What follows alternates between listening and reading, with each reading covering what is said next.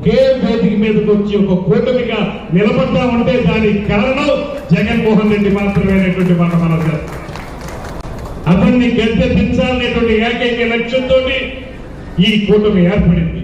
సుదీర్ఘమైనటువంటి పరిపాలనా అనుభవంతో గ్రేట్ విజనరీ ఆఫ్ ఇండియాగా పేరు పొందినటువంటి సమర్థ పరిపాలకుడు చంద్రబాబు నాయుడు గారు ఒక పక్కన, పేదవాడి కంట కన్నీరు తుడవలనే ధ్యేయంగా రాజకీయాల్లోకి వచ్చానని చెప్పి, అధికారం అనేది రాజకీయ నాయకులకు కాదు ప్రజలకి రావాలనేటువంటి మాటతోటి రాజకీయాల్లో కొనసాగుతున్నటువంటి కొడిదెల కొదమ సింహం పవన్ కళ్యాణ్ గారు మరోవైపు, దేశంలో మాత్రమే కాకుండా ప్రపంచంలోనే పేరెన్నికైనటువంటి నాయకునిగా పేరు పొందినటువంటి నరేంద్ర మోడీ గారు ఇంకొక పక్క.